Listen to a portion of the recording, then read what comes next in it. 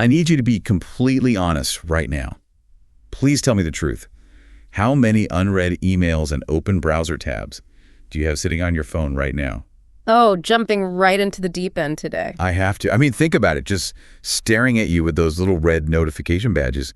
Are we talking single digits or maybe thousands? It's a question that makes almost everyone instantly uncomfortable, you know? Even just visualizing that screen right now probably triggered a mild, like, low-level panic for a lot of people listening. Yeah, exactly. And that panic is exactly our mission today. Welcome to the Deep Dive. Glad to be here. So we are unpacking a modern psychological burden that we all carry around in our pockets, but we rarely ever discuss it out loud. It's so true. We talk constantly about cleaning our physical homes, right? Right. Like, we have massive television franchises dedicated to decluttering our closets. Oh, absolutely. And we buy endless acrylic organizers for our kitchen pantries. We do spring cleaning.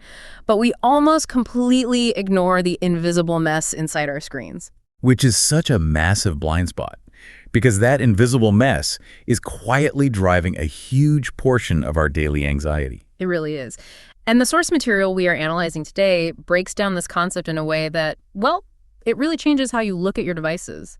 Since we are framing this as part of our story-based English learning series, let's actually jump right into our word tour segment. Oh, perfect idea. Yeah, our first target phrase for today's word tour is digital clutter. Right, digital clutter. So for our learners, clutter means a messy, disorganized collection of things. Like a messy desk covered in papers. Exactly. So digital clutter is that exact same mess, but it's invisible. It's the thousands of unsorted photos, the open browser tabs, the unread messages just sitting on your digital devices. It's not just about defining what it is, though. Our exploration today is about why a mess that you can't even touch creates such real, tangible mental exhaustion. Right, because on the surface, the idea of an invisible mess sounds a bit dramatic to people who haven't really thought about it. It really does. I mean, unlike physical garbage, you can't trip over a piling stack of emails in your hallway, No, you can't. And a browser tab doesn't start to smell bad if you leave it open for 3 weeks. Thankfully, if my physical desk is covered in papers, it physically blocks me from writing. So why does something that doesn't physically exist feel so incredibly heavy to us? Well, it comes down to a fundamental mismatch between our modern technology and our ancient biology. Okay, unpack that for me. Sure. So our brains have not evolved to differentiate between a physical unfinished task and a digital one. Oh, interesting. Yeah. When you have a physical task, say a leaky pipe in your kitchen, your brain keeps it active in your mind because it's a problem to solve. It creates an open loop. Right, because if I don't fix the pipe, my house floods. Exactly. But here is the crazy part. Even though you cannot touch a digital file, your brain still processes an unread email or an open tab as an open loop. Wait, really? It treats them exactly the same? It does. It's an unfinished task that needs resolution. I kind of want to push back on that, though. I understand the leaky pipe, but an email is just pixels on a piece of glass. Why can't we just ignore it? It's a fair question. Like, if my phone is messy, I can literally just press the power button, the screen goes black, and I put it in my pocket. It's completely out of sight. Shouldn't it be out of mind? It should be, but it isn't. And that's because of how our visual processing and memory work together. Okay, how so? When you unlock your phone to check the weather, and you catch a glimpse of a little red badge with the number 14 on your email app, your brain doesn't just see harmless red pixels. Right, it sees a chore. Worse than a chore, it interprets that visual cue as a threat to your current state of rest. It immediately signals to your nervous system, there are 14 things I still need to do. Wow. So even when you turn the screen off, your subconscious mind holds on to that number. Exactly. It's always running in the background. While reviewing the notes for this deep dive, there was an analogy that really struck me. It described having all those unread messages as feeling like your phone is quietly screaming at you. Quietly screaming. Yes. At first, I thought that was a total exaggeration. Yeah. But then I paid attention to my own physical reaction when I unlocked a chaotic screen. And, well, I realized it's true. It really does feel like a quiet scream demanding attention. It's the perfect way to articulate it. And that screen is what generates mental clutter. Which is a very real cognitive reality, right? Absolutely. When you have too many thoughts, worries, or unfinished digital tasks lingering in the background, your brain has to actively use metabolic energy to keep track of them. It sounds exhausting. It is. You can think of it exactly like having too many browser tabs open in your actual brain. Oh, like when an old laptop starts freezing up? Yes, that is the exact feeling. Like the fan is spinning incredibly loud, the cursor is jumping across the screen, and everything is moving in slow motion just because you have 40 windows open. And there's no memory left to do the simple things. Precisely. Your brain literally runs out of working memory, like it's cognitive RAM. Which is super limited, right? Very limited. Human working memory can only hold a few items at a time. When it is trying to hold on to all of this unresolved digital information, it sacrifices processing power for everything else. So you might be trying to focus on a meaningful conversation with a friend or trying to write a complex report for work. Right, but a percentage of your brain's processing power is secretly dedicated to remembering that you have all those tabs open on your phone. The ones you promised yourself you would read eventually. Exactly. And when your brain's RAM is maxed out like that, it leads directly to what our source describes as notification overload. Notification overload. That actually brings us perfectly to our second word for the word tour. Oh, right. Let's define that for our learners. So notification. In English, a notification is an alert on your device. It's a message that pops up or a sound telling you that something is new. Like a text message beep or an email pop-up. Exactly. So notification overload is the physiological state where you receive so many of these alerts, buzzes, rings, and pop-ups that your brain just feels completely full. And perpetually stressed. The input just exceeds your capacity to process it. And it's crucial to understand that this takes a massive toll on the nervous system. A huge toll. It's not just a momentary annoyance where you roll your eyes at a spam email. Right. It's slow, cumulative damage over time. It has a chronic negative effect on your physiological state. You can actually start to feel anxious before you even get out of bed in the morning, just knowing that a digital mess is waiting for you on your nightstand. To really understand how we got to this point of overload, we have to look at the historical shift in the role of the phone. This is such an important context. Think back 10 or 15 years ago. A mobile phone was a static, helpful tool. You picked it up when you had an internal motivation to accomplish a specific task. Right. You needed to make a call, so you picked it up. You needed directions, so you looked them up.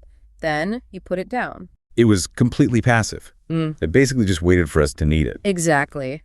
But today, the phone has shifted from being a passive tool to being an active slot machine. A slot machine.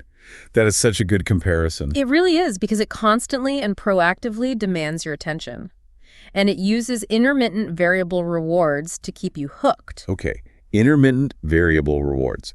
That means, basically, we don't know what we're going to get when the phone buzzes. Right. It's a mystery box every time. And it might be a text from a friend we haven't heard from in years, which is a massive social reward. Or, it might just be an annoying alert that our data storage is almost full. Exactly. And because the reward is unpredictable, your brain treats every single buzz, beep, or vibration as a high-stakes event. So your dopamine levels spike in anticipation before you even look at the screen. Yes. Over the course of a day, your nervous system is being hijacked dozens, if not hundreds of times by these artificial urgency cues. I really have to question the actual value of these interruptions. What do you mean? Well, when we look at our day, attention is arguably our most valuable currency. It's how we build relationships. It's how we do good work. It's how we experience life. Everything. So why do we willingly allow our highly valuable, incredibly limited attention to be interrupted just because a clothing store is having a 20% off sale on socks? Right. Or because someone liked a photo we posted 3 days ago. It's a profound question about how we value our own cognitive space. It really is. Every time your phone buzzes with one of those non-essential alerts, it rips you out of your current state of focus. Completely. If you are deeply engaged in writing an email or reading a book, a single notification shatters that concentration. And you don't just lose the 2 seconds it takes to glance at the screen, do you? No, not at all. You lose the momentum of your thought process. It takes time to get back into the zone. So we're essentially walking around in a state of fractured attention all day. We've established the problem, and it's a heavy one. Very heavy. The phone is quietly screaming, our mental RAM is maxed out, and our nervous systems are fried by a slot machine in our pockets. We need solutions. We definitely do. And the beauty of this analysis is that it offers incredibly practical steps. Yes. The first step to reclaiming your peace of mind is to, and I just love the phrasing here, declare digital bankruptcy. Declaring digital bankruptcy is a brilliant psychological tool. It directly addresses the exact reason why most people fail miserably when they finally decide to clean up their digital spaces. Right, because people try to do it all at once. They do. Someone listens to this exact deep dive, gets highly motivated and says, that's it. I'm going to get my life together. I'm going to organize my 10,000 old photos into neat little folders today. And I'm going to read, respond to, and sort my 3,000 unread emails this afternoon. We all know exactly what happens next. Total disaster. They sit down, they open their inbox, and they're immediately paralyzed. Completely overwhelmed by the sheer volume of the task. Decision fatigue sets in within the first 10 minutes. Because they are forcing their brain to make a micro decision about every single irrelevant email from 2019. Exactly. The mountain is simply too high to climb. So they abandon the project entirely and feel even more guilty than they did before. So instead of trying to climb the mountain, the strategy here is to just walk away from it. You declare bankruptcy on the old clutter. You just wipe out the debt. You have to accept the reality that the past is the past. The practical step here is to literally select all of those old emails, mark every single one of them as read, or like drag them all into one giant archive folder and just move on. I know that idea makes some people nervous. It feels wrong somehow. Oh, totally. But it's about bypassing the paralysis of overwhelm. Let's be brutally honest with ourselves. If an email has been sitting unread in your inbox for 3 years, you do not need to reply to it today. The sky didn't fall because you missed it. Exactly. It is no longer a relevant task. It is just a digital ghost haunting your screen. Let it go. I have to admit, when I first read about this, a part of my brain totally rebelled. Archiving everything felt reckless, like I was deleting important records. Sure, it feels scary. But then I realized it's not deleting them.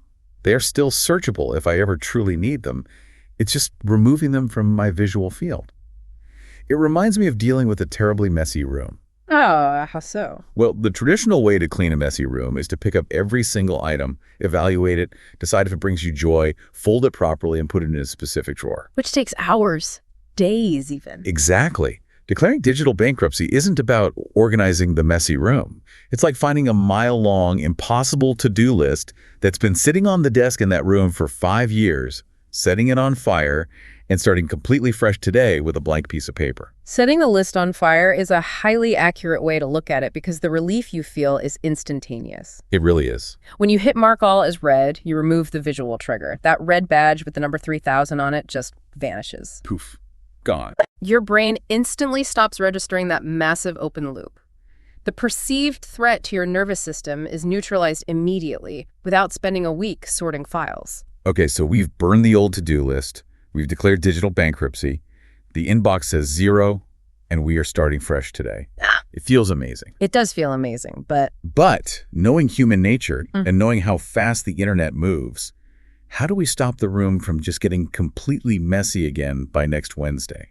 that is the big question. And it brings us to the second practical solution: stopping the noise and implementing routine maintenance. Starting fresh only works long-term if you fundamentally change the input, right? Exactly. First, you have to stop the noise at the source.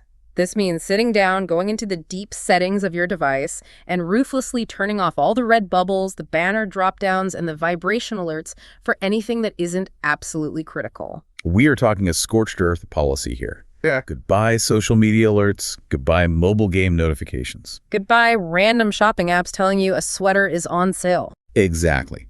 The rule of thumb suggested here is to only leave your notifications on for real human people trying to reach you directly in real time. Right. Phone calls from your family, direct text messages from your friends or colleagues. Everything else, the algorithms, the marketers, the automated reminders, is turned off. And the result of this is profound. Doing this turns your phone back into a quiet tool that waits for you. I really want to linger on that phrase, a quiet tool that waits for you. It's a beautiful concept. Instead of a slot machine poking you in the ribs all day, demanding you look at it, it becomes just a silent, helpful piece of glass. It only activates when you decide you need to look something up or reach out to someone. You put yourself entirely back in the driver's seat of your own attention. You are rebuilding the boundary between your mind and the technology. But of course, even with notifications firmly turned off, digital clutter will still naturally accumulate over the course of a normal week. Oh, naturally. You're going to open 10 browser tabs to research a project. You're going to take random screenshots of a recipe. You're going to download PDF menus for restaurants. Right. Life is busy, and your devices are still tools you use to navigate it. You can't prevent digital clutter entirely. Which is exactly why a one-time purge isn't enough. We need routine maintenance. And this introduces the concept of the Friday digital sweep. The Friday digital sweep is one of the most effective habits you can build for your mental hygiene. Tell us how it works. Instead of letting the digital mess build up for 6 months until you are so overwhelmed that you need to declare bankruptcy all over again, you dedicate just 5 minutes, literally just 5 minutes, every Friday evening to sweeping up the digital debris from your week. Just 5 minutes. I love that. You sit down, you close all the browser tabs you opened for work that week. You go to your photo album and delete all those random blurry screenshots of memes you took. You drag the random files off your desktop, and you empty the computer's trash bin. It's such a simple act, but the psychological impact is huge. It feels exactly like washing the dishes and wiping down the kitchen counters at the very end of the week. It really does. Yeah. And it serves a very specific, vital psychological function.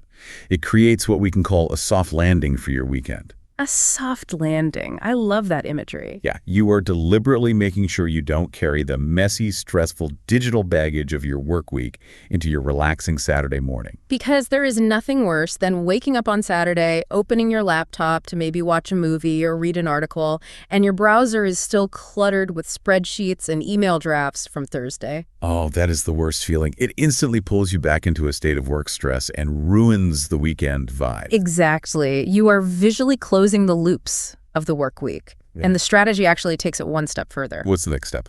Once you've done your Friday sweep, Yeah. create that soft landing, and enjoyed a clear Saturday, it is highly recommended to take a digital detox on Sunday. A digital detox, taking a deliberate, designated break from screens entirely to let the mind truly rest and reset. No scrolling feeds, no checking the news, no falling down Wikipedia rabbit holes, just being present in the physical world for a day. And doing all this really leads us to the final phrase in our word tour segment, clear your mind.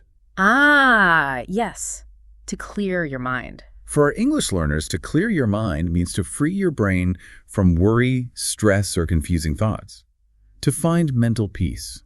And that is exactly what this whole system is designed to do. If we step back and look at the entire progression we've discussed today, it is a complete rewiring of our relationship with our devices. It truly is. We go from being overwhelmed and paralyzed by the invisible weight of past tasks, suffering from mental clutter and notification overload, Right. to wiping the slate totally clean through digital bankruptcy. Then we vigorously defend that clean slate by silencing the non-essential noise, turning the phone back into a quiet tool. And finally, we maintain that peace with a 5-minute Friday sweep and a restorative Sunday detox. It's a comprehensive, highly achievable system for reclaiming your peace of mind. So what does this all mean for you listening right now? That's the important part. The absolute biggest takeaway to internalize today is to remember that your brain is not a storage unit for endless browser tabs and unread emails. It simply isn't built to function that way. It's built for deep processing, for creativity, for human connection, and for problem solving. It is not designed for holding on to the low-level anxiety of a red notification badge. You are allowed to close the tabs. You are allowed to turn off the notifications. You have total permission to let the 3-year-old emails go. Your value is not tied to having a clean inbox, but your peace of mind might be. So our challenge to you is simple. Take 5 minutes today to declare bankruptcy on your old clutter. Clear your screen so you can finally actually clear your mind. It really is a necessary investment in your own mental health. The physical relief you will feel in your shoulders when that digital slate is clean is profound. I completely agree. We've talked deeply today about viewing our attention as our most valuable currency. And we've learned how to protect our digital spaces just as fiercely as we protect our physical homes. It's a great perspective shift.